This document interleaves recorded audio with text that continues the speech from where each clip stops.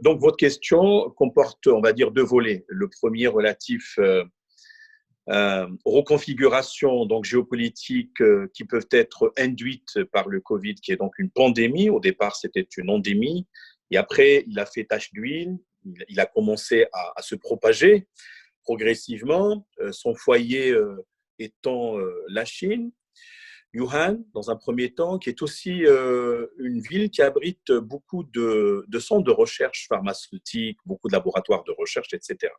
Et donc, par la suite, comme une traînée de poudre, il s'est propagé dans le monde via des connexions, via des interdépendances, donc les vols, etc., et la contamination se faisant d'homme à homme.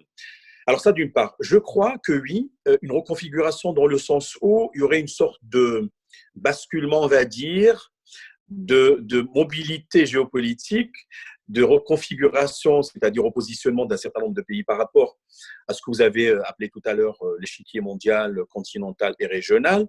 On voit peut-être d'abord, dans un premier temps, une sorte de regain d'intérêt de la Chine, ou encore une sorte de, non pas émergence, réémergence à la lumière de la manière avec laquelle ce pays a contré la pandémie avec une efficacité remarquable. Deuxièmement, on voit aussi que des pays comme les États-Unis, superpuissance, comment ils étaient un peu engloutis, dépassés même par la crise et par la pandémie, et que donc les systèmes de santé n'ont pas répondu de façon conséquente ou rapide ou proportionnée. On voit aussi du côté de l'Union européenne, pas loin de nous, Maroc, comment l'Union européenne n'a pas réagi promptement, que les pays se sont repliés sur eux-mêmes et en self-help, chacun s'est renfermé sur lui-même pour gérer à sa manière la crise. Et donc, les institutions européennes n'ont pas fait montre réellement d'une certaine réponse stratégique proportionnée à la dimension d'une pandémie qui est globale. Si on va également vers la Chine, d'autres pays peut-être qui ont réagi de façon, je dirais, un peu chirurgicale. Je prends la Corée du Sud, je prends le Vietnam, qui sont donnés en modèle, quand bien même le nombre des contaminés est important, mais quand même la riposte était conséquente. Et là, on peut remarquer le rôle ô combien important des technologies de l'information, par exemple la télésurveillance, le suivi, etc.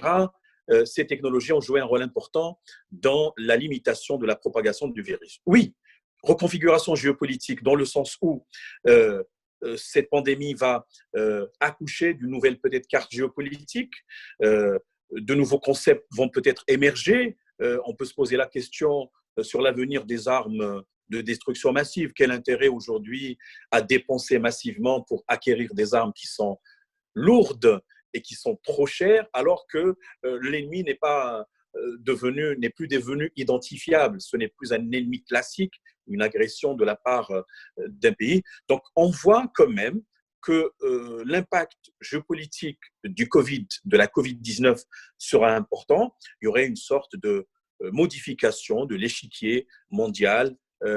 J'ai cité l'Asie, l'Europe, l'Amérique du Nord, il y a aussi l'Amérique latine, des pays dépassés comme le Brésil, une mauvaise peut-être gestion, et là ça rejoint la question de la gouvernance.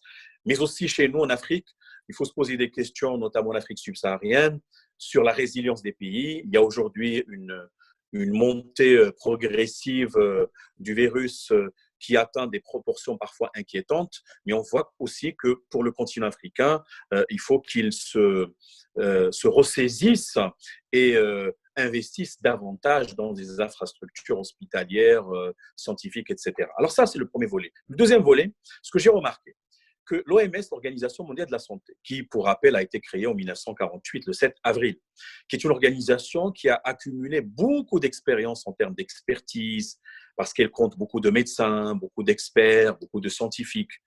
La façon avec laquelle elle a géré la crise, à mon sens, laisse à désirer. Pourquoi? Parce que le premier cas s'était déclaré en Chine en décembre. Il y a eu une sorte de va-et-vient entre la Chine et l'OMS, en vertu de ce que nous appelons en droit international le règlement sanitaire mondial. Le dernier, la dernière, c'est date de 2005.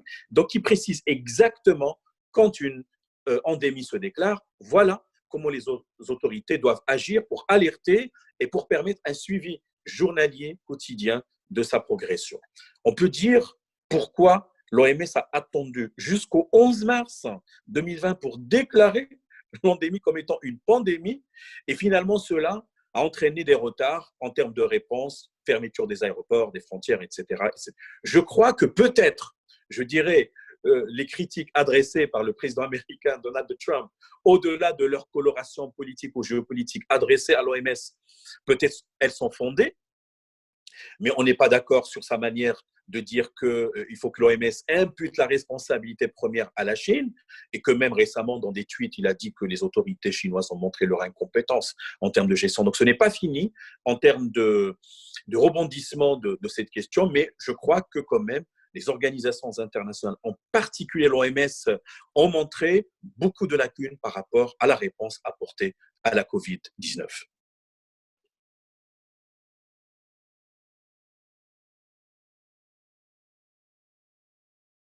Dès les années 60, un fameux ouvrage qui s'appelle La structure des révolutions scientifiques, il a dit que quand un paradigme ancien est dépassé par le nouveau, eh bien, ça provoque une révolution scientifique.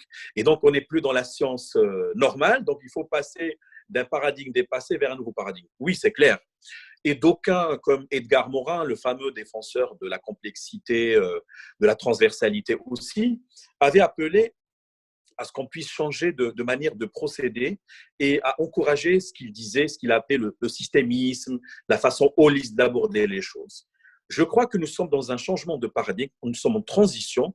Disons que la science, il est vrai, avait montré beaucoup de réalisations et a beaucoup servi l'humanité, mais à un certain moment, quand des auteurs comme Amin Maalouf parlaient du dérèglement du monde, la fin de la civilisation occidentale qui était massivement fondée sur le capitalisme à outrance, sur l'individualisme, etc., maintenant a atteint ses limites. Il faudrait réinventer de nouveaux modes de vie en société, de nouveaux modes de production, se remettre à l'énergie renouvelable et à la considérer comme étant quelque chose de survie pour l'humanité.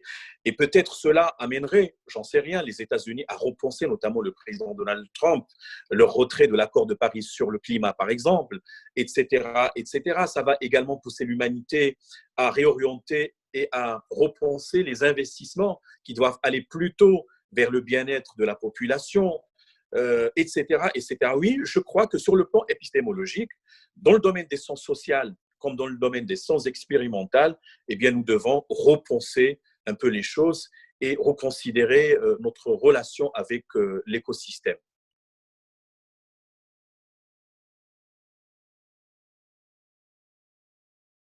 Ben, il y a un concept qui a été, disons, mis au point, inventé par notamment les organisations internationales les plus en vue, en particulier le Fonds monétaire international, la Banque mondiale, bon, au-delà des critiques qu'on peut leur adresser, et également l'Organisation mondiale du commerce, ainsi que d'autres, ainsi que d'autres. La bonne gouvernance ou la gouvernance globale voudrait que tous les acteurs ou les parties prenantes, les stakeholders, puissent contribuer à la gestion des affaires du monde, pas seulement les organisations internationales gouvernementales, mais aussi les États principalement, mais également les autres acteurs, comme les think tanks, comme les communautés locales, les collectivités locales, comme les individus, la société civile, etc. Alors aujourd'hui, il s'est avéré qu'il y a eu des hiatus ou des lacunes ou des interstices, c'est-à-dire dans les relations entre tous ces éléments, et ces insuffisances ou ces vides doivent être comblés. Je m'explique. Je crois que nous devons nous acheminer vers un mode de gouvernance, surtout au niveau global, qui soit plus fluide, qui soit plus coordonné, qui soit plus anticipatif et qui soit plus inclusif. Il faut également chercher, par exemple, à établir de meilleures connexions, à mon avis, entre, par exemple, les centres de recherche, les entreprises qui sont versées dans la recherche pharmaceutique, médicale et laboratoire, avec les États et avec les organisations internationales, de telle manière qu'on puisse au moins avoir une certaine visibilité. Alors cette complexité, je dirais, heureuse, il faut la voir dans le bon sens, devrait, à mon avis, pousser les gouvernements, les décideurs au monde et même les forats internationaux comme le G7, c'était le G8 après la suspension de la candidature de la Russie, on le sait, en 2000, récemment, en raison de la crise de la Crimée. Anyway, le G20, par exemple, doivent jouer un rôle dans ce sens d'anticipation, de coordination, d'implémentation, mais aussi d'éthique et de responsabilité.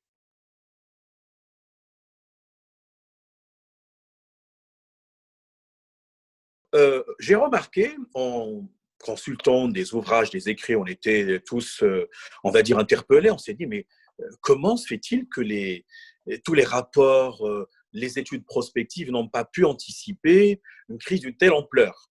Il faut atténuer et modérer les propos. Pourquoi? Parce que, effectivement, depuis au moins 2003, avec l'apparition de ce qu'on appelle le SRAS, le syndrome respiratoire aigu sévère, il y a eu des écrits qui ont attiré l'attention sur la globalisation des risques liés à la propagation des virus comme le coronavirus, qui était connu chez les chercheurs, les scientifiques, les virologues notamment. Mais disons que leur appel, leur sonnette d'alarme n'a pas été très bien saisie et écoutée par les décideurs. Je m'étais posé la question, peut-être il y a une sorte de vide entre la communauté des chercheurs, notamment les prospectivistes, et entre les décideurs qui, à un certain moment, leur agenda font qu'ils retardent ou ils n'incluent pas, ils n'intègrent pas dans leurs priorités les projections, les conjectures qui ont été faites par des centres de recherche, par des groupes de recherche ou par des auteurs.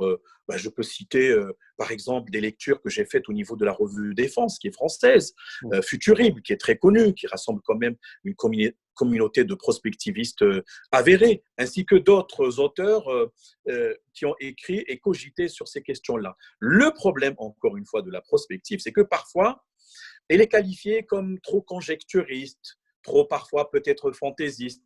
On ne la prend pas suffisamment au sérieux. Mais il faut dire aussi que le mode de préconisation sont parfois dépassés par les impondérables et par même une contre-intelligence, celle de la nature. Et aujourd'hui, un virus qui est minuscule, regardons comment il a muté. Bon, est-ce que c'est provoqué par l'homme ou pas? Je ne sais pas, ce sont les scientifiques qui doivent le démontrer par la suite. Mais nous devons quand même développer nos outils de prospective et de préconisation et intégrer plus de probabilités sur des impondérables qui finalement risqueront d'impacter lourdement l'économie, la société, la politique, les individus et finalement emporter des vies humaines. On a besoin de la prospective.